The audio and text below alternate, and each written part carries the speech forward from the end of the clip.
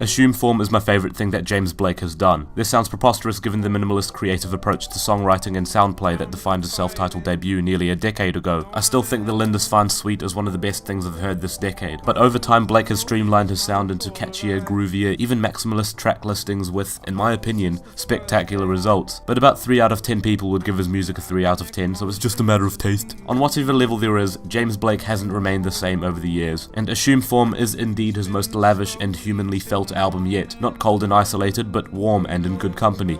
Yes, he's in love, and you can tell. Metro McBuman pops in for a visit twice, Moses Sumney and Rosalia bring extra bags of chips, Andre 3000 arrives late but with the best party spirit, and Travis Scott is just here to fix the plumbing. James Blake's music has never felt as passionately warm as it does here, and over the course of the album it's merely about being glad to be here right now. And while James Blake's lyrics play their themes pretty straight and unhidden like a poker player that's just given up, it's the sound play that makes these songs shine. There isn't a single poor one on the album, although after thinking it over a few times, I don't think that Where's the Catch is that necessary. It doesn't ruin the album, it supposedly gives it all a sudden pulse, but it certainly feels out of place for that reason. I mean, really, don't get me wrong, 3 Stacks' performance is good, I say nervously in a large concrete fort for protection. The rest of the album shines in sound, telling stories instead with the timing and sonic details, the skips in time signature for the opening title track, and that wistful vocal loop that sounds like a mantra of comfort to keep you grounded. Even if the first time that you hear it, you might look bewildered and on edge as if a rogue mosquitoes just started flying around the room, but it is that moment that James Blake begins to sing along with it at the end, where the song feels like it's finally reaching a true moment of closure. This is then followed by 2 moments that sound suspended in uncertainty. Mile High literally sounds like it's floating in the night sky as a moment of thought-soaked pause, as Blake sings with the swaggery flow of a slowly rotating ceiling fan or kebab spit. Tell Them amps up the mystery with more urgency, and yet Moses Sumney's voice calms me right down, doesn't it? That's okay though, I love this part of the album. Metro Boomin knows what he's doing to complement the atmosphere of the entire project. The song has a sick beat and is inspirational, but it's tracks 4 to 10 which sound entirely smitten. Into the Red second half sounds like a fuller, more assured and confident version of the first. The way that Blake and Rosalia sing together on Barefoot in the Park has me melting into a large puddle of unfathomable goop. And then you go back to her Spanish speaking with the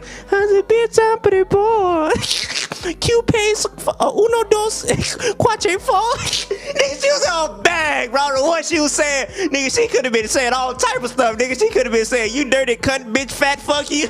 I was in that bitch, hey, a dirty cunt, fat, cunt, fuck, nigga. I was in that thing jigging, boy. She was all bag, man. Can't believe the way we flow skips back like a broken tape, as if to represent a hesitant and disbelieving train of thought. Are You in Love just sounds like love-struck gospel. I'll Come Too is just like a Valentine's Day song gifted to us a month early. It is also one that sounds perfect for a ballet. And Power On has the dawning clarity and comfort of your sinuses clearing up. It's also incredibly cheesy in the romantic sense when James Blake suggests the prospect of going home and talking shit about everyone. It feels so earnest and legitimately happy to be with someone, and every moment like that prior suddenly makes Don't Miss It even more chilling in context. It sounds like a warped cassette tape that's been worn out like a terrible memory that you've kept replaying in your head over and over. It's only at the end where it seems like he's finally able to let go and look optimistically into the future. And so the final track of the album is sparse and with very little at all, lots of pauses and very little instrumentation aside from a looping synth. If anything, it's like the rest of the story that has yet to be written.